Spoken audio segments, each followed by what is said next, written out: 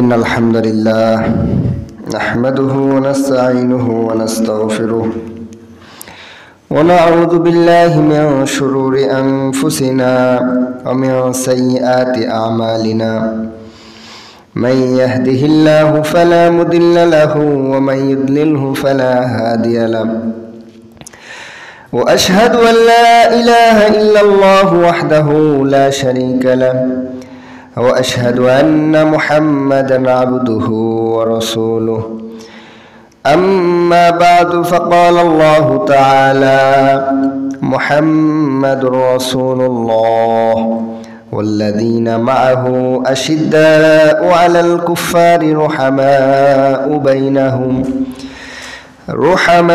بينهم تراهم ركعا سجدا يبتغون فضلا من الله ورضوانا وقال الله تعالى قل إن الموت الذي تفرون منه فإنه ملاقيكم ثم تردون إلى عالم الغيب والشهادة فينبئكم بما كنتم تعملون وقال رسول الله صلى الله عليه وسلم إذا صار أهل الجنة إلى الجنة وصار أهل النار إلى النار جيء بالموت فيزداد أهل الجنة فرحا إلى فرحهم ويزداد أهل النار حزنا إلى حزنهم أو قام عليه الصلاة والسلام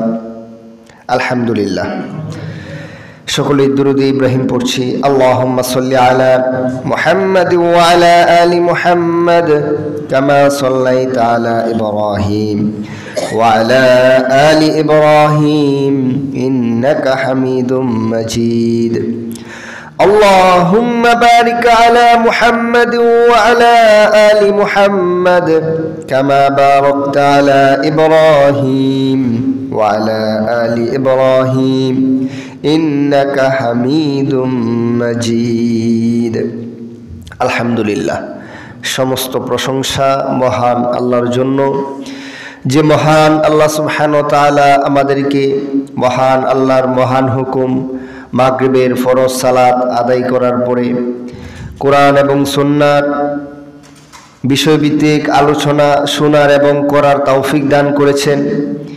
এরকম দামি মজলিসে আসার এবং বসার তৌফিক দান করেছেন। আসার মতো সুস্থতা দিয়েছেন, আসার মতো মন মানসিকতা দিয়েছেন। এত সব নিয়ামতে যে মহামনিব আল্লাহ সুবহানাহু ওয়া তাআলা আমাদেরকে ধন্য করেছেন, সেই মহামনিব আল্লাহ সুবহানাহু ওয়া তাআলার দরবারে অবনত মস্তকে আমরা শুকরিয়া আদায় করছি আলহামদুলিল্লাহ। পাশাপাশি লাখো কোটি দুরূদ ও সালাম প্রেরণ করছি মানবতার মুক্তির দূত প্রিয় নবী মুহাম্মদুর রাসূলুল্লাহ সাল্লাল্লাহু আলাইহি ওয়াসাল্লামের প্রতি, যার অক্লান্ত পরিশ্রমের বিনিময়ে, যার গোটা 63 বছরের জিন্দেগির ত্যাগ স্যাক্রিফাইসের বিনিময়ে আমরা পেয়েছি আজকের এই সাজানো গুছানো ইসলাম। সে মহান পুরুষ, মহারাষ্ট্র নায়ক, মহানবী, প্রিয় নবী মুহাম্মদুর রাসূলুল্লাহ সাল্লাল্লাহু আলাইহি ওয়াসাল্লামের প্রতি আবারও দরুদ পড়ছি আল্লাহুম্মা সাল্লি আলাইহি আল্লাহুম্মা বারিক আলাইহি।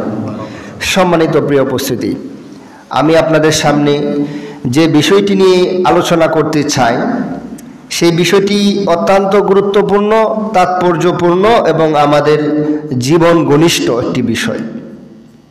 সেই বিষয়টি হচ্ছে মৃত্যু এবং মৃত্যু পরবর্তী আমাদের জীবন।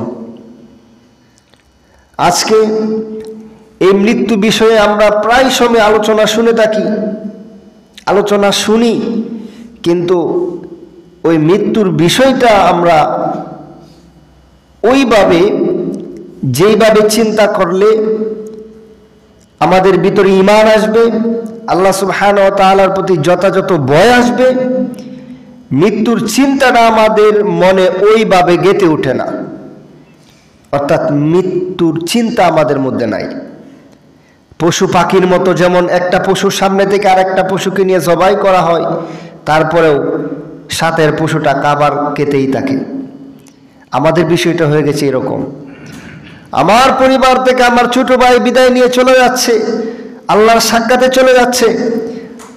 আমি এখনো দাড়ি কাঠি, আমি এখনো সলাৎ পড়ি না, আমি এখনো ঋণগ্রস্ত, আমি এখনো বিভিন্ন হারাম বিষয়ের সাথে সম্পৃক্ত। অর্থাৎ মৃত্যুর চিন্তাটা আমার ভাই চলে যাওয়ার পরেও আমার মনের মধ্যে গেঁথে ওঠে না। আজকে গোটা বাংলাদেশ সহ গোটা পৃথিবী ওই যে জাহেলিয়াত থেকে রাসূল সাল্লাল্লাহু আলাইহি ওয়াসাল্লাম সুরানি সমাজ গড়ে তুলেছিলেন, কোরআন এবং সুন্নাহর আলোয় আলোকিত সমাজ গড়েছিলেন, জাহিলি সমাজকে পরিবর্তন করে আজকে আমরা ওই জাহিলি সমাজে চলে যাওয়ার জন্য প্রতিযোগিতায় নেমে পড়েছি। অর্থাৎ কার আগে আমরা কত বেশি জাহিলিয়াত করতে পারি, পাশ্চাত্যের সংস্কৃতিতে আমরা কে কত বেশি ডুবে যাইতে পারি, ডুবে থাকতে পারি, সেই চেষ্টায় আমরা দৌড়াচ্ছি। সম্মানিত প্রিয় মুসলিগণ, রাসূল সাল্লাল্লাহু আলাইহি ওয়াসাল্লাম সাহাবীদেরকে সামনে নিয়ে এভাবে মাটির মধ্যে আঁকতেছেন। এভাবে অনেকগুলি আঁক দিলেন। দেওয়ার পরে রাসূল সাল্লাল্লাহু আলাইহি ওয়াসাল্লাম এরকম বরাবর একটি আঁক দিছেন। রাসূল সাল্লাল্লাহু আলাইহি ওয়াসাল্লাম বলছেন, হে সাহাবীরা শুনো, লক্ষ্য করো, এই যে আমি আঁকাবাঁকা দাগগুলি দিলাম, এই যে এতগুলি আঁকাবাঁকা দাগ দেখছো, এই প্রত্যেকটা আঁকাবাঁকা রাস্তা হচ্ছে শয়তানের রাস্তা। আর ওই প্রত্যেকটা রাস্তার মুড়ে মুড়ে শয়তান বসা। ওই রাস্তাগুলি যারা অনুসরণ করবে, ওই রাস্তায় যারা চলবে, ওই প্রত্যেকটা রাস্তার মুড়ে শয়তান তাকে জাহান্নামে পৌঁছায় দেবে। নাউজুবিল্লাহ। আর ওই যে সরল রেখাটা দেখতেছো, সোজা রাস্তা, ওই রাস্তার মোড়ে রাসূল সাল্লাল্লাহু আলাইহি ওয়াসাল্লাম বসা। ওই রাস্তা যারা অনুসরণ করবে, যারা আমার সাহাবী এবং আমাকে অনুসরণ করবে, তারা ওই সহজ সরল রাস্তায় চলবে এবং ওই সহজ সরল রাস্তার শেষ প্রান্তেই রয়েছে জান্নাত। সুবহানাল্লাহ। আজকে আপনারা দেখবেন পীরের অভাব নাই আমার দেশে, মাজারের অভাব নাই। এক এক পীরের এক এক জুব্বা, এক এক পীরের এক এক টুপি, এক এক মাসলাকের লোকের এক এক কালার। মানে এক পীরের টুপি পাঞ্জাবির সাথে অন্য পীরের টুপি পাঞ্জাবির কোনো মিল নাই। এরকম ভাবে বিভিন্ন আকিদার নাম দিয়ে, বিভিন্ন পীরের নাম দিয়ে, বিভিন্ন ফেরকার নাম দিয়ে আজকে আমরা বিভক্ত হয়ে গেছি হাজারো হাজার ভাগে। অথচ ইসলামে কোনো বিভক্তি নাই। আল্লাহ সুবহানাহু ওয়া তাআলা বলেন, লা তাফাররাকু, তোমরা বিচ্ছিন্ন হও না, ওয়াতাসিমু বিহাবলিল্লাহি জামিআ, তোমরা আল্লাহর রজ্জুকে ঐক্যবদ্ধভাবে ধারণ করো। আল্লাহ বলছে ঐক্যবদ্ধভাবে আল্লাহর রজ্জুকে ধারণ করার জন্য। আর আমরা টুপি দিয়ে, পাঞ্জাবি দিয়ে, বিভিন্ন ওজিফা দিয়ে আমরা ইসলামটাকে বিভক্ত করে ফেলেছি। আল্লাহ রাসূল সাল্লাল্লাহু আলাইহি ওয়াসাল্লাম যে আগুলি দিয়েছিলেন, ওই যারা বিভিন্ন দলে বিভক্ত, যারা বিভিন্ন টুপির কালার দিয়ে ইসলামকে বিভক্ত করে ফেলছে, যারা বিভিন্ন আকীদার সবক দিয়ে মাজার পূজা করে, বন্ডামি করে, নষ্টামি করে যারা ইসলামকে বিভক্ত করে ফেলেছে, তারা প্রত্যেকেই ওই আঁকাবাঁকা রাস্তাগুলি অনুসরণ করে শয়তানকে অনুসরণ করছে। তারা প্রত্যেকেই জাহান্নামে চলে যাবে। সম্মানিত প্রিয় মুসল্লিগণ, আর যারা কোরআন এবং সহিহ সুন্নাহর আলোকে জীবন যাপন করবে, যারা যাদের জীবনকে কোরআন সুন্নাহর আলোয় আলোকিত করবে, তারা প্রত্যেকেই ওই সরল রাস্তা অনুসরণ করছে, ওই রাস্তার মধ্যে আছে, ওই রাস্তার শেষ প্রান্তে রয়েছে জান্নাত। তারা আমল করে কোরআন এবং সুন্নাহর আলোয় আলোকিত জীবন গঠন করে জান্নাতে চলে যাবে। বলেন সুবহানাল্লাহ। সম্মানিত প্রিয় মুসল্লিগণ, এই জন্য ওই সঠিক ইসলাম আমাদেরকে জানতে হবে। আজকে আমাদের মধ্যে সঠিক ইসলাম জানা বোঝার খুব একটা ব্যবস্থা নাই। আলহামদুলিল্লাহ, আপনাদের মসজিদের সম্মানিত খতিব সাহেব চমৎকার একটি আয়োজন করেছেন। উনি এই আয়োজনের ফজিলত সম্পর্কেও গুরুত্বপূর্ণ কথা বলেছেন। এই আলোচনা অনেক ফজিলত রয়েছে। এই যে আমরা এখানে বসছি, আমাদের 4-5টা ফেরেশতারা আমাদেরকে বেষ্টন করে আছে, এবং একটা ফেরেশতার উপর আরেকজন, আরেকজনের উপর আরেকজন, এভাবে আরশে আজিম পর্যন্ত গিয়ে টিকে গেছে। সুবহানাল্লাহ। আমরা এখানে অল্প মানুষ বসে আছি, আমাদেরকে ঘেরাও করে রাখছে লক্ষ লক্ষ হাজার হাজার ফেরেশতারা। আল্লাহ সুবহানাহু ওয়া তাআলা এই ফেরেশতাদের এই তামাশা দেখছেন, দেখে ফেরেশতাদেরকে প্রশ্ন করছেন, কি হলো তোমাদের, তোমরা এরকম এখানে এত মানুষের জমা কেন, এত তোমাদের এত জমায়েত কেন এখানে? ফেরেশতারা বলে যে তোমার কিছু বান্দারা এখানে কোরআন এবং সুন্নাহ আলোচনা শুনছে, বলছে। তখন আল্লাহ সুবহানাহু ওয়া তাআলা বলেন যে তারা কি চায়? আল্লাহ তো জানে আমরা কি চাই, আমরা কেন বসেছি। আল্লাহ জানে না? আল্লাহ আলিমুল গায়ব। আল্লাহ জানে আমরা আল্লাহকে ভালোবেসে জান্নাতের আশায় জাহান্নাম থেকে বাঁচার জন্য এখানে বসেছি। সহিহ কোরআন এবং সুন্নাহর আলোচনা শোনার জন্য, কোরআন এবং সহিহ সুন্নাহ বোঝার জন্য আমরা এখানে বসেছি। জানার পরেও ফেরেশতাদেরকে প্রশ্ন করছি। কেন প্রশ্ন করছে জানেন? কারণ ওই আল্লাহ সুবহানাহু ওয়া তাআলা যখন বলছিল যে আমি আমার জমিনে ইন্নী জাইলুন ফিল আরদি খলিফা, আমি আমার প্রতিনিধি পাঠাতে চাই দুনিয়াতে, মানুষ সৃষ্টি করতে চাই, তখন ফেরেশতারা বলেছিল ক্বালু আতাজালু ফিহা মাই ইফসিদু ফিহা ওয়া ইয়াসফিকুদ দিমা, হে আল্লাহ আপনি কি এমন এক প্রতিনিধি প্রেরণ করতে চান যারা দুনিয়াতে গিয়ে ফিতনা ফাসাদ করবে, যজ্ঞা ফাসাদ করবে? তখন আল্লাহ বলেছিলেন ক্বালা ইন্নী আ'লামু মা লা তা'লামুন, আমি যা জানি তোমরা তা জানো না। ওই যে ফেরেশতারা বেটু দিয়েছিল মানুষ সৃষ্টি করার পূর্বে, এই জন্য আল্লাহ ফেরেশতাদেরকে প্রশ্ন করছেন যে তারা কি চায়। তখন ফেরেশতারাই স্বীকৃতি দিচ্ছে, আল্লাহকে বলতেছে যে তারা জান্নাত চাই, জাহান্নাম থেকে বাঁচতে চাই। তখন আল্লাহ বলে ফেরেশতারা তোমরা সাক্ষী থাকো আমি সবাইকে মাফ করে দিয়েছি। সুবহানাল্লাহ। তো আমরা এখানে যারা বসেছি, সহিহ হাদিসের সনদ দিয়ে বলছি, আমরা এখানে যারা বসেছি আমাদেরকে ফেরেশতারা বেষ্টন করে আছে এবং আমাদের সবাইকে আল্লাহ সুবহানাহু ওয়া তাআলা মাফ করে দিয়েছেন। সুবহানাল্লাহ। সম্মানিত প্রিয় মুসল্লিগণ, মৃত্যুর চিন্তা আমাদের মনে নাই, না থাকার কারণে আমরা ওই জাহিলিয়াতের দিকে প্রাণান্তকর ছোটাছুটি করতেছি। মৃত্যুর স্মরণই পারে আমাদেরকে আটকাতে, ওই জাহিলির দিকে ছুটে যাওয়া থেকে আটকাতে পারে মৃত্যুর স্মরণ। সাহাবীরা সবসময় মৃত্যুকে স্মরণ করতেন, রাসূল সাল্লাল্লাহু আলাইহি ওয়াসাল্লাম সবসময় মৃত্যুকে স্মরণ করতেন। সম্মানিত প্রিয় মুসলিগণ, একদিন আমরা এই পৃথিবীতে ছিলাম না, আজ আছি, একদিন আবার থাকবো না। যেমনিভাবে সন্ধ্যার আগে আমি এখানে ছিলাম, আপনারা ছিলেন, জমায়েত ছিলেন না, এখন আসছেন, জমায়েত হয়েছেন, আবার এশার সালাত পড়ে সবাই চলে যাবেন, এশার পরে এখানে কেউ থাকবে না। তো এই পৃথিবীতে আমরা একদিন ছিলাম না, আজ আছি, একদিন আবার থাকবো না। এই পৃথিবীটা হচ্ছে ক্ষণস্থায়ী জিন্দেগি।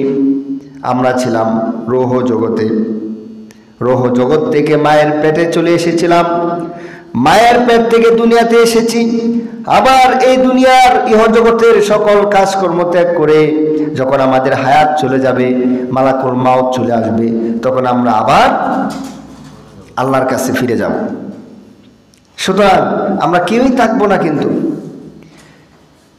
মালাকুল মাউত এসে আমাদের ইহজীবনের পরিসমাপ্তি ঘটিয়ে দেবে। আমাদের সোনালী স্বপ্নগুলি, আমাদের অনেক অনেক চিন্তা চেতনা যেগুলি আমরা লালন করি, অনেক স্বপ্ন আমরা বলে থাকি যেগুলি বাস্তবায়ন করার চেষ্টায় আমরা মত্ত আছি, সেই সব স্বপ্ন ভঙ্গ করে মালাকুল মাউত আপনাকে পরকালে নিয়ে যাবে। সম্মানিত প্রিয় মুসল্লিগণ, যে মৃত্যু এসে আমাদেরকে মৃত্যু দিবে, সেই মৃত্যুরও একদিন মৃত্যু হবে। হাদিস সহিহ বুখারীর 6548 নং হাদিস।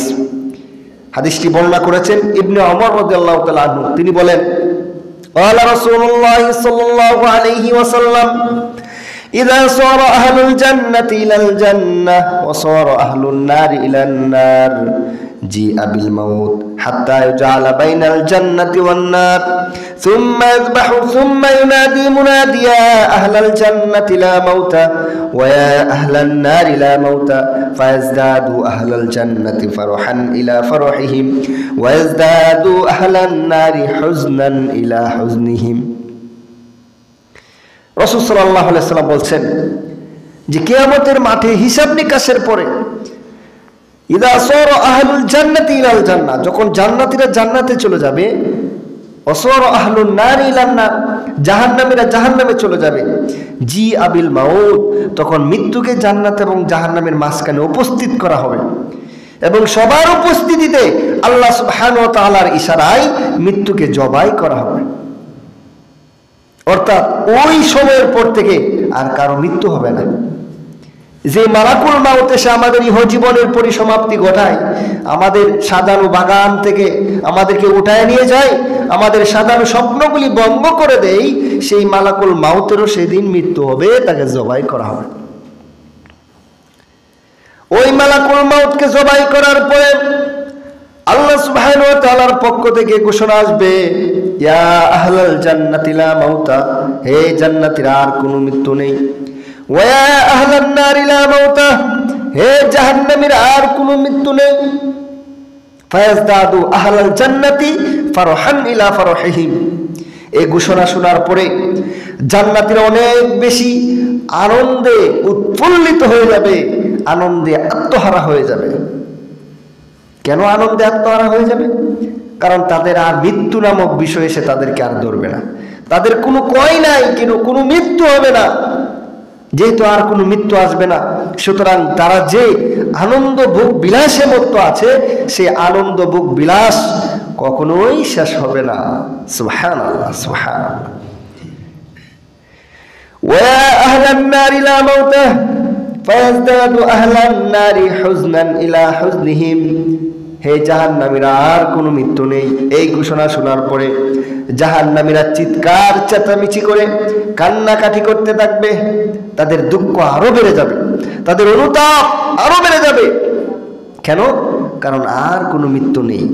এই যে জাহান্নামের শাস্তি, আগুন এসে তাদেরকে কয়লার মতো অঙ্গার করে ফেলবে, আবার পরক্ষণে সে সুস্থ হবে, আবার তাকে পুরানো হবে, আবার সুস্থ হবে, আবার পুরানো হবে, আবার সুস্থ হবে, আবার তাকে দ্বিখণ্ডিত করা হবে, পোকামাকড় তাকে কে ফেলবে, আবার সুস্থ হয়ে যাবে। এরকম চলতেই থাকবে, চলতেই থাকবে। আর কোনো মৃত্যু কোনোদিন তাদের আসবে না। নাউজুবিল্লাহ, নাউজুবিল্লাহ। তাহলে যে মৃত্যু এসে আমাদের মৃত্যু ঘটায়, ওই মৃত্যুর একদিন মৃত্যু হয়ে যাবে। সুতরাং আমরা নিজেকে এত বড় বাবার কোনো প্রশ্নই আসে না। যাদের জন্ম হয়েছে সামান্য এক ফোঁটা রক্ত থেকে, এক ফোঁটা নাফাক বস্তু থেকে আমাদের জন্ম হয়েছে, আমাদের ভুলে গেলে চলবে না। এই পৃথিবীতে আমাদের কোনো অস্তিত্বই ছিল না, আমাদের ভুলে গেলে চলবে না। আগামী 100 বছর পরে আমাদের নাম গন্ধও কেউ জানবে না। 100 বছর আগের আপনার বংশের যিনি ছিলেন প্রধান, 100 বছর আগে কে ছিলেন আপনারা জানেন? জানেন? কেউ জানেন না। তো 100 বছর পরে আপনার আমার নামও কেউ জানবে না, কেউ জানবে না। আপনি আমি নিশ্চিহ্ন হয়ে যাব। এই ঘর বাড়ি সম্পদ সবই পড়ে থাকবে, আপনি আমি থাকবো না, আপনার আমার নাম গন্ধও থাকবে না। এই জন্য মৃত্যু একদিন আসবেই। মৃত্যু বড়ই আশ্চর্য জিনিস। একদিক থেকে চিন্তা করলে আশ্চর্য, অপর দিক থেকে চিন্তা করলে সাধারণ বিষয়। আশ্চর্য জিনিস কেন? আল্লাহ সুবহানাহু ওয়া তাআলা 31 নম্বর সূরা লুকমানের 34 নম্বর আয়াতে বলেন, ইন্নাল্লাহা ইনদাহু ইলমুস সাআহ ওয়া ইউনাজ্জিলুল গায়য ওয়া ইয়া'লামু মা ফিল আরহাম ওয়া মা তাদরি নাফসুম মাযা তাকসিবু গাদা ওয়া মা তাদরি নাফসুম বিআইয়ি আরদিন তামুত ইন্নাল্লাহা আলীমুন খাবীর। আল্লাহ সুবহানাহু ওয়া তাআলা পবিত্র কোরআনের 31 নম্বর সূরা লুকমানের 34 নং আয়াতের শেষাংশে বলেন, ওমা তাদরি নাফসুম মাযা তাকসিবু গাদা। আগামীকাল তুমি কি অর্জন করবে, আগামীকাল সে কি অর্জন করবে মানুষ সেটা কেউ জানে না। ওমা তাদরি নাফসুম বিআইয়ি আরদিন তামুত, আগামীকাল সে কোথায় কিভাবে মারা যাবে সেটা কেউ জানে না। নামাজরত অবস্থায় মৃত্যুবরণ করেছে, শুনেন নাই? সুতরাং কার মৃত্যু কখন কিভাবে আসে আমরা কেউ জানি না। ওমা তাদরি নাফসুম মাযা তাকসিবু গাদা, আগামীকাল বান্দা কি অর্জন করবে, কি পাবে কি পাবে না সেটা কেউ জানে না। ওমা তাদরি নাফসুম বিআইয়ি আরদিন তামুত, আগামীকাল সে কোথায়, কোন জমিতে, কোন ভূমিতে কিভাবে মারা যাবে সেটা কেউ জানে না। সিলসিলায়ে সহিহার হাদিস রাসূল সাল্লাল্লাহু আলাইহি ওয়াসাল্লাম বলেছেন, হাদিসটি বর্ণনা করেছেন অনেকগুলি সাহাবী মিলে ঐক্যবদ্ধভাবে একসাথে হাদিসটি বর্ণনা করেছেন যে যার যেখানে মৃত্যু হবে সেখানে তার প্রয়োজন দেখা দেবে। অর্থাৎ যার যে স্পটে মৃত্যু হবে সেই স্পটে যাওয়ার জন্য আল্লাহ সুবহানাহু ওয়া তাআলা তাকে একটা প্রয়োজন করায়া দিবেন। অর্থাৎ ওই জায়গা যাওয়ার জন্য তার একটা প্রয়োজন দেখা দিবে। সে তার প্রয়োজনেই, তার জীবিকার তাগিদে বা তার প্রয়োজনের তাগিদেই ওই মৃত্যুর স্থানে সে যাবে। 11 সিন্ধুর অ্যাক্সিডেন্ট করে মারা যাবে, হানিফ বাসের অ্যাক্সিডেন্টে সে মারা যাবে। ওই মরণের দিন ওই হানিফ বাসে আল্লাহ সুবহানাহু ওয়া তাআলা তাকে উঠাবেন, ওই বাসে যাওয়ার জন্য তার প্রয়োজন দেখা দেবে। ওই অটোতে চড়ার জন্য তার প্রয়োজন দেখা দিবে। রাস্তাতে শত শত হাজার হাজার গাড়ি, সব গাড়ি অ্যাক্সিডেন্ট হয়? তো যেই গাড়িতে অ্যাক্সিডেন্ট হয় এই লোকের ভাগ্যে ওই গাড়িটাই লেখা, তার প্রয়োজন আল্লাহ প্রয়োজন করাইয়া দিবে যে ওই গাড়িতেই তার উঠতে হবে, ওই গাড়িতেই সে উঠবে, ওই গাড়িতেই তার মৃত্যু হবে। সুবহানাল্লাহ, সুবহানাল্লাহ। এই জন্য আগামীকাল আমরা কোথায়, কোন জমিতে, কোন ভূমিতে কিভাবে মারা যাব আমরা কেউ জানি না ভাই, কেউ জানি না। এখানে অনেক দাড়ি পাকা মুরব্বীদেরকে দেখতে পাচ্ছি। সুবহানাল্লাহ, আলহামদুলিল্লাহ। আপনারা এখানে বসেছেন, কোরআন শুনে আলোচনা শুনছেন, মৃত্যুর কথা শুনছেন। আমরা কেউ বুকে হাত দিয়ে বলতে পারবো আরো 20-30 বছর বাঁচতে পারবো? বলতে পারবো না। এই যে যুবক ভাইয়েরা আছেন, এরকম মনে করার কোনো সুযোগ নাই যে আরো 40 বছর আপনি বাঁচবেন। আমার বন্ধু যুবক ছিল, তরুণ ছিল, সে চলে গেছে। আমরাও কখন চলে যাই, কখন আল্লাহ ডাক চলে আসে কেউ জানি না। অথচ মুরব্বীরা, কত মুরব্বীরা রয়ে গেছে 60-70 বছরের, কত যুবকরা, ছোট বাচ্চারা মারা যাচ্ছে। সুতরাং আমরা সবাই একদিন মারা যাব। মৃত্যুর স্মরণ এই পারে আপনাকে আমাকে জান্নাতের ওই সহজ রাস্তায়, সরল রাস্তায় চলাতে। সম্মানিত প্রিয় মুসল্লিগণ, বলতেছিলাম মৃত্যু এক আশ্চর্য বিষয়। একদিক থেকে চিন্তা করলে আশ্চর্য, কারণ আমরা জানি না কে কোথায়, কখন, কিভাবে মারা যাব। অন্য দিক থেকে যদি আমরা চিন্তা করি, মৃত্যু এক সাধারণ বিষয়। মৃত্যু এক সাধারণ বিষয় কেন জানেন? কারণ মৃত্যু একদিন আসবেই, মরণ একদিন হবেই, এটা আমরা সবাই জানি। পৃথিবীর কোনো বেকুব, পৃথিবীর কোনো নাস্তিক মুরতাদ এই কথা বলে না যে তার মরণ হবে না। ফেরাউনও জানতো যে তার মরণ হবে, ফেরাউনও জানতো তার মরণ হবে। পৃথিবীর এরকম কোন মানুষ মরণকে অস্বীকার করে নাই। আল্লাহকে অস্বীকার করে, আল্লাহ রসুলকে অস্বীকার করেছে, কিন্তু মরণকে কেউ অস্বীকার করে না। এখনো হাজার হাজার লক্ষ লক্ষ নাস্তিক মুরতাদ রয়েছে। এখনো পৃথিবীতে 700 কোটি মানুষের মধ্যে 500-র উপরে, 500 কোটিরও বেশি মানুষ অমুসলিম রয়েছে। তারপরে একটা মানুষও মৃত্যুকে অস্বীকার করে না। মৃত্যু একদিন হবেই, মরণ একদিন আসবেই। আমাদের প্রিয় শায়েখ আব্দুর রাজ্জাক বিন ইউসুফ উস্তাদজি, উনি একটি বই লিখেছেন, মরণ একদিন হবেই, মরণ একদিন আসবেই।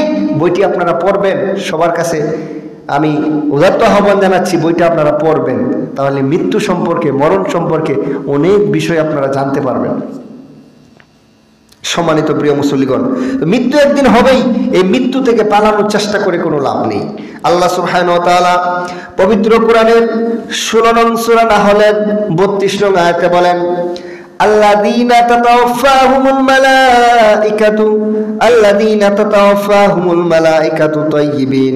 আল্লাহ সুবহানাহু ওয়া তাআলা বলেন পবিত্র কোরআনের 62 নং সূরা জুমার 8 নং আয়াতে বলেন, 62 নং সূরা জুমার 8 নং আয়াতে বলেন, কুল ইন্নাল মাউতাল্লাযী তাফিরুনা মিনহু ফাইন্নাহু মুলাকীকুম সুম্মা তুরাদ্দুনা ইলা আলিমিল গায়বি ওয়াশ শাহাদাতি ফায়ুনাব্বিউকুম বিমা কুনতুম তা'মালুন।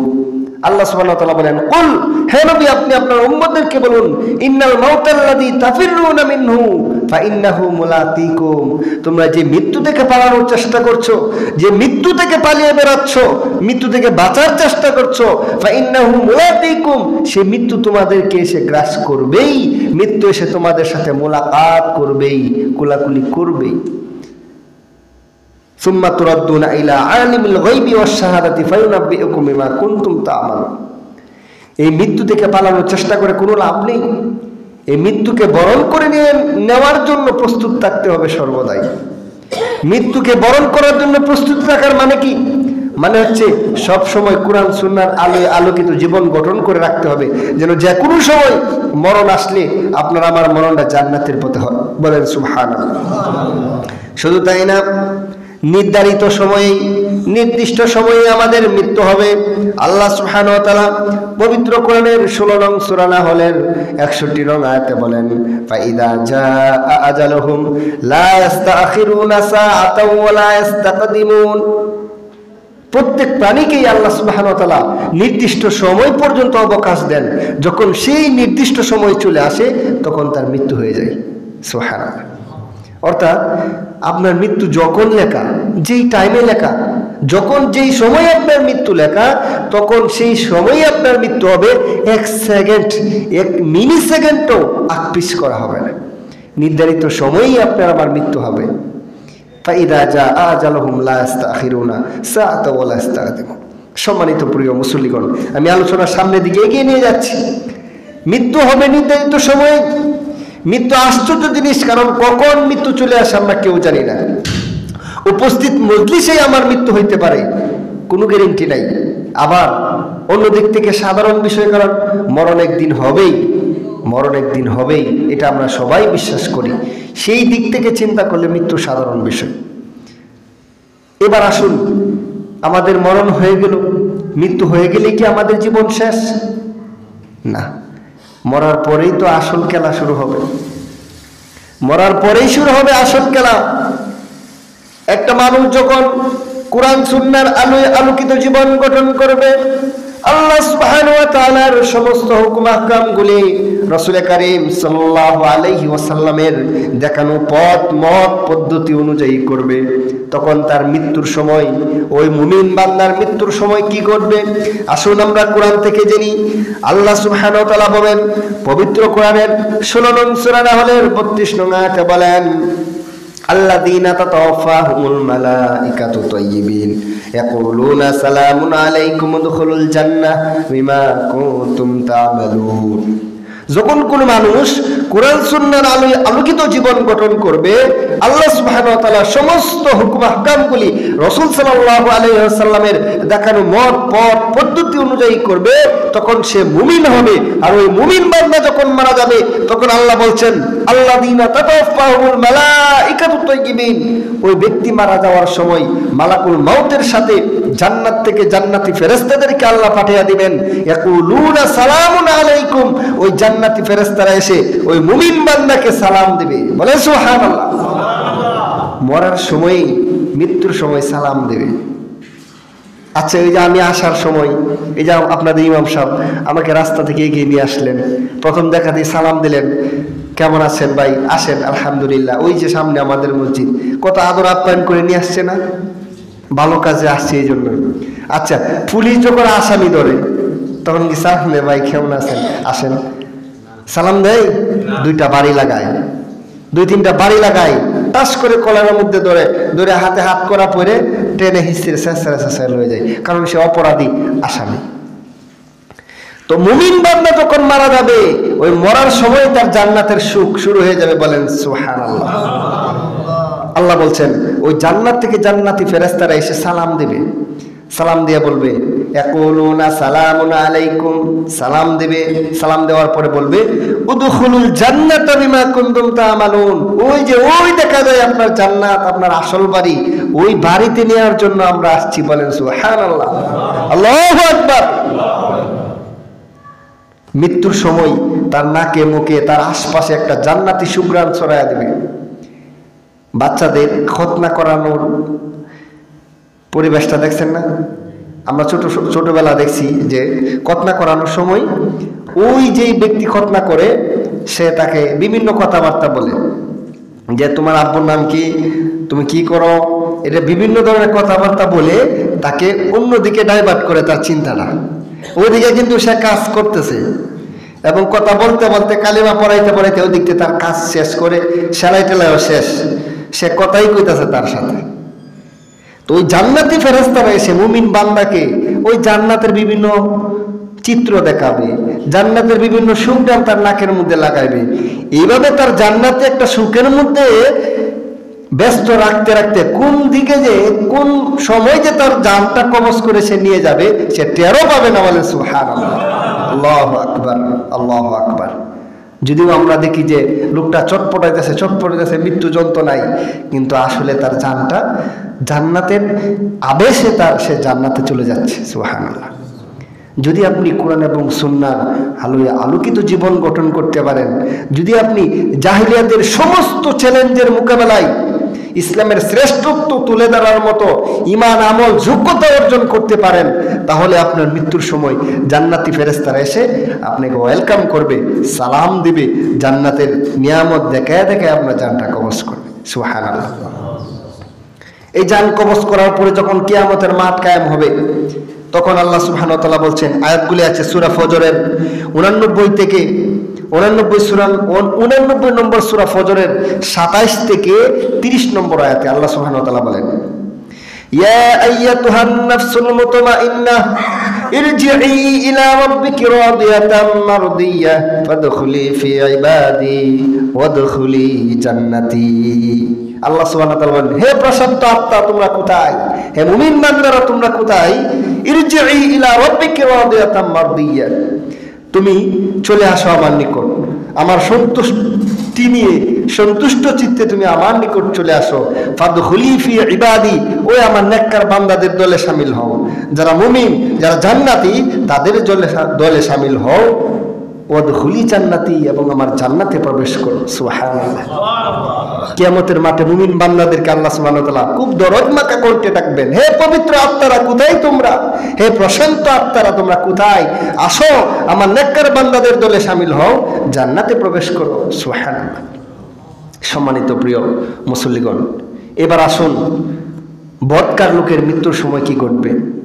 যারা ফাসেক, হারামখোর, যারা হারাম জীবন যাপন করে, যারা কোরআন সুন্নাহর আলোয় আলোকিত জীবন গঠন করে না, যারা কোরআন সুন্নাহর আলোয় আলোকিত জীবন গড়ার ধার ধারে না, কোরআনের কথা যাদের ভালো লাগে না, হাদিসের কথা যাদের ভালো লাগে না, যাদের সুন্নাহ মাফিক জীবন জিন্দেগি ভালো লাগে না, যারা আলেমদেরকে দেখতে পারে না, যারা কোরআনের কথা, কোরআনের পরিবেশ, কোরআনের মজলিস যারা সহ্য করতে পারে না।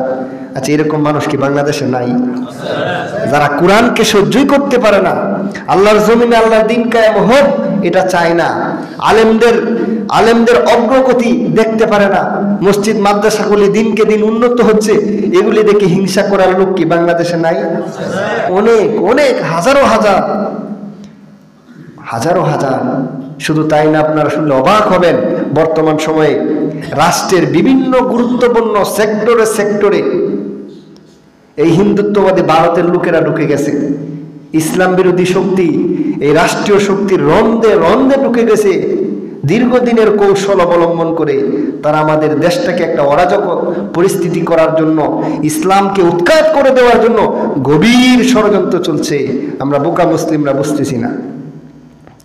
যদি আমাদের দেশকে নিয়ে, মুসলিম উম্মাহকে নিয়ে, কোরআন এবং সুন্নাহকে নিয়ে, ইসলামকে নিয়ে যদি ষড়যন্ত্র নাই হইতো, তাহলে চুর বাটপার হারামখোরেরা কলার উঁচু করে সমাজে হাঁটছে ঘুরছে, আর আমাদের সরল মনা ধর্মপ্রাণ মুসলিম আলিমরা জেলখানার মধ্যে মরে পচে গলছে। হচ্ছে না এরকম? জেলে গেলে কি হুজুর আলেমদের সংখ্যা বেশি বর্তমানে জেলে, না চুর বাটপারদের সংখ্যা বেশি? আলেমদের সংখ্যাই বেশি। এটা আমাদের জন্য দুঃখ এবং পরিতাপ। এটা আমাদের দেশের ইসলাম, কোরআন এবং হাদিস, ইসলাম এবং মুসলিম উম্মার বিরুদ্ধে গভীর ষড়যন্ত্র। আমরা বুঝতেছি না, কিন্তু তারা তাদের ষড়যন্ত্রে অনেকটা সফল। সামনের দিনগুলি কি হয় আল্লাহই জানে। আল্লাহ সুবহানাহু ওয়া তাআলার কাছে দোয়া করছি, আল্লাহ সুবহানাহু ওয়া তাআলা যেন মজলুম সমস্ত আলেমদেরকে দ্রুত মুক্তির ফয়সালা করে দেন, বলি আল্লাহুম্মা আমিন। সম্মানিত প্রিয় মুসলিমগণ, তো বদকার লোকেরা যখন মারা যাবে তাদের সাথে কি ঘটবে, আল্লাহ সুবহানাহু ওয়া তাআলা তাদের সাথে কি ঘটাবেন, আসুন আমরা কোরআন থেকে জেনে নেই। আল্লাহ সুবহানাহু ওয়া তাআলা বলছেন পবিত্র কোরআনের 8 নম্বর সূরা নাহলের 50 নং আয়াতে আল্লাহ সুবহানাহু ওয়া তাআলা বলেন, ওয়ালাউ তারা ইয ইয়াতাওয়াফাল্লাযীনা কাফারুল মালাইকাতু ইয়াদরিবুন ওয়ুজুহাহুম ওয়া আদবারহুম ওয়া যুকু আযাবাল হারিক। আল্লাহ সুবহানাহু ওয়া তাআলা বলছেন, একটা বদকার লোক, মুমিন ফাসিক লোক যখন মারা যায়, যারা ইসলাম এবং মুসলিম সমাজকে ধ্বংস করে দিতে চায়, যারা মুসলিম উম্মার ক্ষতি করতে চায়, যারা ইসলামকে ধ্বংস করার জন্য রাষ্ট্রশক্তি ব্যবহার করে, তারা যখন মারা যাবে, ওই ফাসিক লোকগুলি যখন মারা যাবে, তখন আল্লাহ সুবহানাহু ওয়া তাআলা জাহান্নাম থেকে জাহান্নামী ফেরেশতাদেরকে লাঠি সোঁটা দিয়ে পাঠায়া দিবেন। আয়েশা তার জান কবজ করার চেষ্টা করবেন, কিন্তু তার আত্মা তার ভিতর থেকে বের হইতে চাইবে না, কারণ ওই আত্মা জানে সে বের হইলেই জাহান্নামে যেতে হবে। তার আশপাশটা জাহান্নামের আসবাবপত্র, জাহান্নামের বিভিন্ন শাস্তি দিয়ে ঘেরাও করে রাখা হয়, যার কারণে তার আত্মাটা বের হইতে চাইবে না। এরপরে ওই ফেরেশতারা এসে ইয়াদরিবুনা বুজুহাহুম ওয়া আদবারহুম, তার নাকে মুখে পেটাতে পেটাতে তার আত্মাটাকে ভিতর থেকে ফেরেশতারা টেনে হিসড়ে বের করবে, বের করে টেনে হিসড়ে হিসড়ে তাকে জাহান্নামে নিয়ে যাবে। বলেন নাউযুবিল্লাহ। ওয়াযুকু আযাবাল হারিক, এবং তাদের জন্য কঠিন আযাবের ব্যবস্থা করা হবে। তো মুমিন এর মৃত্যু আর ফাসিকের মৃত্যুর পার্থক্য হলেই, আপনি আমি যদি মুমিন হই, মৃত্যুর সময় থেকেই জান্নাতের সুখ শুরু হয়ে যাবে। আর আপনি আমি যদি বদকার লোক হই, তাহলে মৃত্যুর সময় আপনার আমার জন্য শাস্তি শুরু হয়ে যাবে। সম্মানিত প্রিয় মুসল্লিগণ, শুধু তাই না, মৃত্যুর পরে আপনাকে আমাকে নিয়ে মানুষ কি বলা বলি করছে, এটার উপরও নির্ভর করতে পারে আপনার আমার জান্নাত অথবা জাহান্নাম। হাদিসটা আছে কিতাবুজ জানাজার মধ্যে। কিতাবুজ জানাজা অধ্যায়ের মধ্যে অনেকগুলি হাদিস আপনি পাবেন। একটা হাদিসের মধ্যে রাসূল সাল্লাল্লাহু আলাইহি ওয়াসাল্লাম বলেন, হাদিসটি বর্ণনা করেছেন আনাস বিন মালিক রাদিয়াল্লাহু তাআলা আনহু قال قال مر بجنازة فأثني عليها خيرا فقال النبي صلى الله عليه وسلم وجبت وجبت وجبت ومر بجنازة فأثني عليها شرا فقال النبي صلى الله عليه وسلم وجبت وجبت وجبت قال عمر رضي الله تعالى عنه مر بجنازة فأثني عليها خيرا فقلت وجبت وجبت وجبت ومر بجنازة فأثني عليها شرا فقلت وجبت وجبت।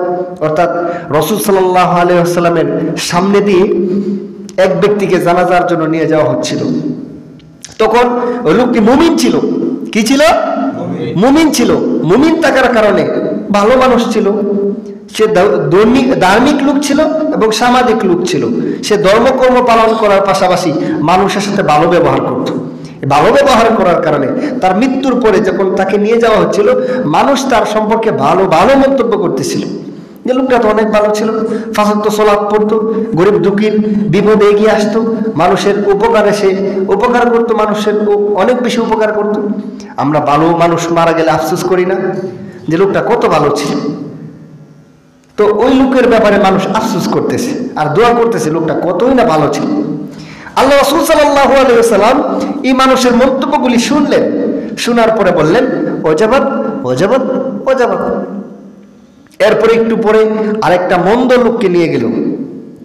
মন্দ লোককে নিয়ে যাওয়ার সময় মানুষ খারাপ খারাপ মন্তব্য করতেছিল, যে লোকটা খারাপ ছিল, রাস্তার টাকা মেরে খাইতো, গরিবের রেশনের টাকা মেরে খাইতো, মসজিদের টাকাও সে মেরে খাইছে।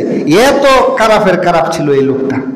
যে মসজিদ মাদ্রাসা টাকা মেরে খায় এমন মানুষ নাই, রাস্তাঘাটে টাকা মেরে খায় এমন চেয়ারম্যান মেম্বার নাই, গরিবের রেশনের টাকাটা পর্যন্ত মেরে খায় এমন মানুষের সংখ্যা অভাব নাই। তো এরকম একটা মন্দ লোক যখন মারা যায়, তার ব্যাপারে মানুষ খারাপ খারাপ মন্তব্য করতেছিল, নেগেটিভ মন্তব্য করতেছিল। এখন যেমন আমরা সোশ্যাল মিডিয়ার কন্যানে মুরব্বীরা বুঝবেন না, যুবক ভাইয়েরা বুঝবেন, অনেক সময় দেখবেন যে এমন লোক মারা গেছে যে দেশের বিখ্যাত একজন লোক, দেশের সবাই চিনে, কিন্তু তার মারা যাওয়ার পরে সোশ্যাল মিডিয়াতে যখন তার মৃত্যুর খবরটা আসে, মানুষ কমেন্ট বক্সে বলে আলহামদুলিল্লাহ আলহামদুলিল্লাহ আলহামদুলিল্লাহ। আচ্ছা, মৃত্যু সংবাদ শুনে বলতে হয় কি? ইন্না লিল্লাহি ওয়া ইন্না ইলাইহি রাজিউন। মানুষ বলে আলহামদুলিল্লাহ, অর্থাৎ তার মরার খবর শুনে মানুষ খুশি হয়। এমন মানুষের সংখ্যাও বাংলাদেশে কম না, যে মরার পরে নির্দিষ্ট একটা দলও আছে এরকম, যাদের কর্মীরা মারা গেলে পরে আলহামদুলিল্লাহর বন্যা বয়ে যায়। 1000 কমেন্টসের মধ্যে 9950টাই বলে আলহামদুলিল্লাহ। আফসোস আফসোস তাদের জন্য, তাদের ব্যাপারে এই হাদিস, তাদের জন্য এই হাদিস। এই লোকের জন্য মানুষ তার ব্যাপারে যখন খারাপ খারাপ মন্তব্য করতেছে, তখনও আল্লাহ রাসূল সাল্লাল্লাহু আলাইহি ওয়াসাল্লাম বলছেন ওয়াজাবাত ওয়াজাবাত ওয়াজাবাত। তখন উমর রাদিয়াল্লাহু তাআলা বলে ব্যাপার কি? আল্লাহ রাসূলের সামনে দুইটা লোক গেল, একটা ভালো একটা মন্দ, দুইটার সময় আল্লাহ রাসূল ওয়াজাবাত বলল 3 বার করে। তখন উমর রাদিয়াল্লাহু তাআলা আল্লাহ রাসূলকে প্রশ্ন করলেন, হে আল্লাহ রাসূল, ফিদা লাকা আবি ওয়া উম্মি লাক, আমার পিতা এবং মাতা আপনার জন্য কুরবান হোক। আপনি দুইটা লোক যাওয়ার সময় বললেন ওয়াজাবাত ওয়াজাবাত ওয়াজাবাত, এগুলি কেন বলেন আল্লাহ রাসূল? আমি তো বুঝতে পারি নাই। তখন রাসূল সাল্লাল্লাহু আলাইহি ওয়াসাল্লাম বললেন, ফাকালা রাসূলুল্লাহ সাল্লাল্লাহু আলাইহি ওয়াসাল্লাম মান আসনাইতুম আলাইহি খায়রান ওয়াজাবতু লাহুল জান্নাহ। বলেন সুবহানাল্লাহ। তোমরা যখন লোকটার ব্যাপারে ভালো ভালো মন্তব্য করতেছিলে, তোমাদের এই ভালো ভালো মন্তব্যের কারণে লোকটার জন্য জান্নাত ওয়াজিব হয়ে গেছে, জান্নাত ওয়াজিব হয়ে গেছে, জান্নাত ওয়াজিব হয়ে গেছে। বলেন আলহামদুলিল্লাহ। অর্থাৎ আপনার মৃত্যুর পরে মানুষ যদি আপনাকে নিয়ে ভালো ভালো মন্তব্য করে, আপনি ভালো মানুষ হইলেই তো মানুষ আপনাকে নিয়ে ভালো মন্তব্য করবে। আপনার এই মানুষের এই ভালো ভালো মন্তব্যগুলির কারণে আপনার জন্য জান্নাত ওয়াজিব হয়ে যাবে। সুবহানাল্লাহ। এরপর আল্লাহ রাসূল বলেন, ওমান আসনাইতুম আলাইহি শাররান ওয়াজাবতু লাহুন নার। এবং তোমরা যে ওই দ্বিতীয় ব্যক্তিটির ব্যাপারে বাজে বাজে মন্তব্য করতেছিলে, খারাপ মন্তব্য করতেছিলে, তোমাদের এই বাজে এবং খারাপ মন্তব্যের কারণে তার জন্য জাহান্নাম ওয়াজিব হয়ে গেছে, তার জন্য জাহান্নাম ওয়াজিব হয়ে গেছে, তার জন্য জাহান্নাম ওয়াজিব হয়ে গেছে। সম্মানিত প্রিয় মুসলিমগণ, যেসব নেতা কেতারা মারা যাওয়ার পরে মানুষ পাইকারি হারে আলহামদুলিল্লাহ বলে, যাদের মৃত্যুর সংবাদ শুনে, এই হাদিস অনুযায়ী বলা যায় তাদের মৃত্যু জান্নাতে মৃত্যু না জাহান্নামে মৃত্যু? জাহান্নামে মৃত্যু। আপনার মৃত্যুর পরে মানুষ যদি আপনাকে নিয়ে আফসোস না করে, আপনার মৃত্যু সংবাদটা শুনেই যদি মানুষের চোখ থেকে পানি পড়ে না যায়, মানুষ যদি আপনার জন্য দোয়া না করে, আফসোস না করে, তাহলে আপনার জীবন বৃথা, আপনার জীবন বৃথা। এই জন্য কবির ভাষায় বলতে হয়, এমন জীবন তুমি করিবি গঠন, মরণে হাসিবে তুমি কাঁদিবে ভুবন। কথাটা বুঝতে হবে, মরণে হাসিবে তুমি কাঁদিবে ভুবন। ভুবন কাঁদবে, কারণ আপনার মতো একটা দামি মানুষ চলে গেছে, আপনার মতো একটা ভালো মানুষ চলে যাওয়ার কারণে মানুষ অনেক ক্ষতিগ্রস্ত হবে, ভালো ভালো কাজ থেকে মানুষ বঞ্চিত হবে, ভালো ভালো কথা শোনা থেকে মানুষ বঞ্চিত হবে। কিন্তু যে লোকটা মারা গেছে, সে ভালো হওয়ার কারণে, মুমিন হওয়ার কারণে সে তো জান্নাতে চলে যাবে, আরাম আয়েশ করবে। সুবহানাল্লাহ। মরণে হাসিবে তুমি কাঁদিবে ভুবন। আপনি মুমিন হইলে মরণের সময় হাসবেন, কারণ ওই যে জান্নাতি ফেরেশতারা জান্নাতের চিত্র দেখাইতেছে, মরার সময় আপনি হাসতেছেন, কারণ মৃত্যুর আপনি চাইবেন কখনকার মৃত্যুটা হইব আর আপনি জান্নাতে চলে যাবেন। সুবহানাল্লাহ। এই জন্য কবি বলেন, এমন জীবন তুমি করিবে গঠন, মরণে হাসিবে তুমি কাঁদিবে ভুবন। এমন জীবন গঠন করতে হবে, তাদের মতো জীবন গঠন করা যাবে না যাদের মৃত্যুর পরে মানুষ আলহামদুলিল্লাহ বলে। আল্লাহ রাসূল সাল্লাল্লাহু আলাইহি ওয়াসাল্লাম এই হাদিসের শেষাংশে 3 বার বলেন, আনতুম শুহাদাউল্লাহু ফিল আরদ, আনতুম শুহাদাউল্লাহু ফিল আরদ, আনতুম শুহাদাউল্লাহু ফিল আরদ। তোমরা হচ্ছে আল্লাহর জমিনে আল্লাহর সাক্ষ্য, তোমরা হচ্ছে আল্লাহর জমিনে আল্লাহর সাক্ষ্য, তোমরা হচ্ছে আল্লাহর জমিনে আল্লাহর সাক্ষ্য। আল্লাহ রাসূল 3 বার কথাটা বললেন, তোমরা যেহেতু স্বতঃস্ফূর্তভাবে সাক্ষ্য দিচ্ছ লোকটা ভালো ছিল, লোকটা মুমিন ছিল, অতএব তোমাদের এই সাক্ষ্যের কারণে আল্লাহ সুবহানাহু ওয়া তাআলা তার জন্য জান্নাত ওয়াজিব করে দিয়েছেন, জান্নাত ওয়াজিব করে দিয়েছেন, জান্নাত ওয়াজিব করে দিয়েছেন। বলেন আলহামদুলিল্লাহ। আর তোমরা যেহেতু স্বতঃস্ফূর্তভাবে সাক্ষ্য দিচ্ছ লোকটা মন্দ ছিল, লোকটা গরিবের টাকা মেরে খাইতো, লোকটা আলেমদেরকে নির্যাতন করত, লোকটা আলেমদের বিরোধিতা করত, কোরআন সুন্নাহর বিরোধিতা করত, ইসলামের বিরোধিতা করত, আল্লাহ সুবহানাহু ওয়া তাআলা হুকুম আহকাম মানতো না, রাসূল সাল্লাল্লাহু আলাইহি ওয়াসাল্লাম সহিহ সুন্নাহর পদ্ধতি অনুসরণ করত না। সুতরাং তোমরা যেহেতু স্বতঃস্ফূর্তভাবে এই সাক্ষ্য দিচ্ছ লোকটা মন্দ ছিল, তোমাদের এই সাক্ষ্যের কারণে এই লোকটার জন্য জাহান্নাম ওয়াজিব হয়ে গেছে, লোকটার জন্য জাহান্নাম ওয়াজিব হয়ে গেছে, লোকটার জন্য জাহান্নাম ওয়াজিব হয়েছে। নাউজুবিল্লাহ। সম্মানিত প্রিয় মুসলিমগণ, এই জন্য আমাদের শুধু ধার্মিক ব্যক্তি হইলে হবে না। আমরা অনেক মানুষ আছি শুধু নামাজ নামাজ নামাজ, রোজা রোজা রোজা, হজ হজ হজ, যাকাত যাকাত যাকাত, আর কিছু নাই। আর যদি কিছু না থাকতো আল্লাহ রাসূল সাল্লাল্লাহু আলাইহি ওয়াসাল্লাম এত কষ্ট সহ্য করা লাগতো না। আল্লাহ রাসূল সাল্লাল্লাহু আলাইহি ওয়াসাল্লাম শুধু মসজিদে নববীর ইমামই ছিলেন না, তিনি মদিনা রাষ্ট্রের রাষ্ট্রপতি ছিলেন। রাসূল সাল্লাল্লাহু আলাইহি ওয়াসাল্লাম, এই যে আমার প্রিয় ভাই বলছিলেন যে তিনি নবুয়তের পরেও রহমত, নবুয়তের আগেও রহমত। রাসূল সাল্লাল্লাহু আলাইহি ওয়াসাল্লাম যখন 20 বছর বয়স, তখন কি নবুয়ত পাইছিলেন? নবুয়ত পাইছেন 40 বছর বয়সে, কিন্তু 20 বছর 25 বছরের যুবক অবস্থায় তিনি সমাজ সংস্কারে লেগে গেছিলেন। হিলফুল ফুজুল যুব সংগঠন গঠন করেছিলেন কি 40-এর পরে না আগে? আগে 25 বছর এই যে বায়ের মতো যুবক অবস্থায় হিলফুল ফুজুল যুব সংগঠন গঠন করে সমাজের শান্তি শৃঙ্খলা রক্ষার জন্য তিনি কাজ করেছেন। তো রাসূল সাল্লাল্লাহু আলাইহি ওয়াসাল্লাম শুধু দাড়ি টুপি জুব্বা পরে আলকেল্লা পরে খালি ইমাম সেজে রাস্তায় ঘুরতেন না। রাসূল সাল্লাল্লাহু আলাইহি ওয়াসাল্লাম একদিকে ছিলেন মসজিদে নববীর ইমাম, অন্য দিক থেকে তিনি ছিলেন মদিনা রাষ্ট্রের রাষ্ট্রনায়ক। যুবক অবস্থায় ছিলেন হিলফুল ফুজুল যুব সংগঠনের প্রধান সমন্বয়ক। অর্থাৎ তিনি একদিক থেকে ছিলেন ধার্মিক ব্যক্তি, অন্য দিক থেকে ছিলেন তিনি সামাজিক ব্যক্তি। আপনাকে আমাকে রাসূল সাল্লাল্লাহু আলাইহি সাল্লামকে যদি আমরা অনুসরণ করতে চাই তাহলে অলরাউন্ডার মুসলিম হইতে হবে। অলরাউন্ডার ছিলেন। অলরাউন্ডার মানে সে খেলোয়াড়দেরকে যাদেরকে অলরাউন্ডার বলা হয়, মানে এরা বলও করতে পারে, ব্যাটও করতে পারে, ফিল্ডিংও করতে পারে, সবই যে পারে তাকে বলা হয় অলরাউন্ডার। আলহামদুলিল্লাহ, আমাদের প্রিয় নবী রাসূল সাল্লাল্লাহু আলাইহি সাল্লাম অলরাউন্ডার মুসলিম ছিলেন। তিনি ইমাম ছিলেন, তিনি রাষ্ট্রনায়ক ছিলেন, তিনি সমাজ সেবক ছিলেন, তিনি সব কিছুই ছিলেন। তিনি রাখাল ছিলেন, তিনি ব্যবসায়ী ছিলেন, তিনি আদর্শ পরিবার পরিচালক ছিলেন, তিনি আদর্শ ব্যবসায়ী ছিলেন। অর্থাৎ সব ধরনের আদর্শই রাসূল সাল্লাল্লাহু আলাইহি সাল্লাম জীবনের মধ্যে রয়েছে। তা আমাদেরও সব কিছুর সমন্বয়ে জীবনযাপন করতে হবে। শুধু মসজিদের কোনায় এসে পড়ে থাকলে হবে না, তাসবিহ নিয়ে সারাদিন ঘুরলে হবে না। আপনার পাশের বাড়ির লোকটা যে দুঃখ দুর্দশার মধ্যে আছে, আপনার পাশের বাড়ির লোকের যে এক ব্যাগ এ নেগেটিভ ব্লাড লাগবে, আপনার ওই খবরটা রাখতে হবে। কার এ নেগেটিভ ব্লাড আছে ওইটা কুচখবর নিয়ে তাকে ম্যানেজ করে দিতে হবে।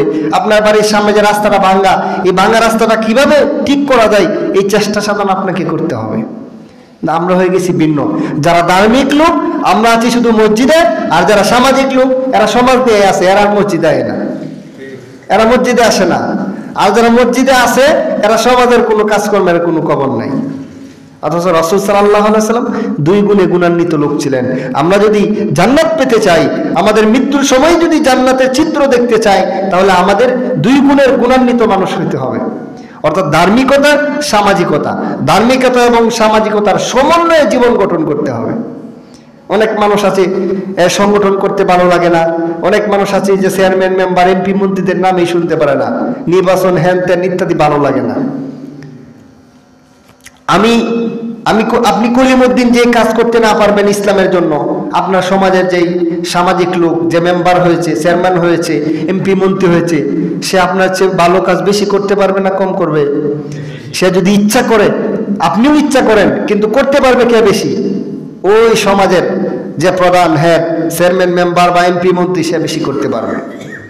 এই জন্য আমাদের শুধু মসজিদগুলি দখল করে বসে থাকলে হবে না, মসজিদের পাশাপাশি সামাজিক কাজকর্ম করতে হবে, সমাজ সেবক হতে হবে। অন্যথায় আপনার মৃত্যুর পরে তো মানুষ আপনার জন্য আফসোস করবে না, আপনার জন্য দোয়া করবে না। কারণ আপনি শুধু আল্লাহর হুকুমই পালন করছেন, আল্লাহর হক আদায় করছেন। মানুষের হক আপনি আদায় করেন নাই, প্রতিবেশীর হক আপনি আদায় করেন নাই।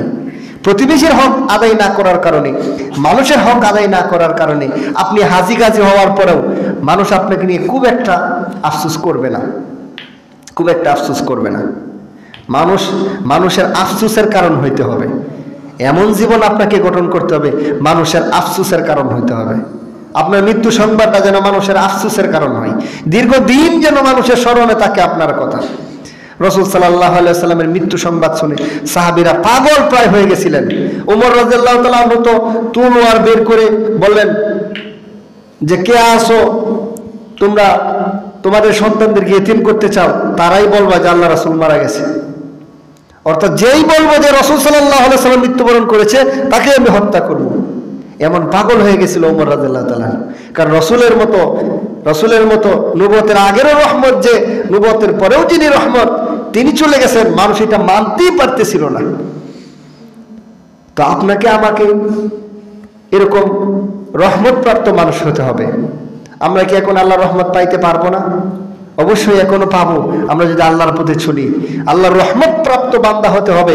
আপনি তখনই আল্লাহর রহমত প্রাপ্ত বান্দা হতে পারবেন যখন আল্লাহ সুবহানাহু ওয়া তাআলার সকল হুকুম আহকামগুলি পালন করে তার হক আদায় করার পাশাপাশি আপনার প্রতিবেশী, আত্মীয় স্বজন, সন্তান সন্ততির হক আদায় করতে পারবেন। তখনই আপনি রহমত প্রাপ্ত বান্দা হবেন। আর তখনই আপনার মৃত্যুর পরে মানুষ আপনাকে নিয়ে আফসোস করবে। পরগাছা হয়ে লাভ নাই, পরগাছা হয়ে লাভ নাই। যে মারা গেলে মানুষ মনে করে যে একটা আবর্জনা পরিষ্কার হয়েছে, এটা সমাজের জন্য আবর্জনা ছিল, এরকম যেন না হয়। অনেক বাবাদের প্রশ্ন, অনেক বাবাদের আক্ষেপ যে সন্তানরা কথা শুনছে না। আপনার সন্তান আপনার কথা কিভাবে শুনবে? যখন তাকে কোরআন এবং সহিহ সুন্নাহ বোঝানোর বয়স ছিল তখন আপনি তাকে কোরআন এবং সহিহ সুন্নাহ বুঝাননি। এখন সে পরিণত বয়সে কিভাবে আপনার হক আদায় করবে?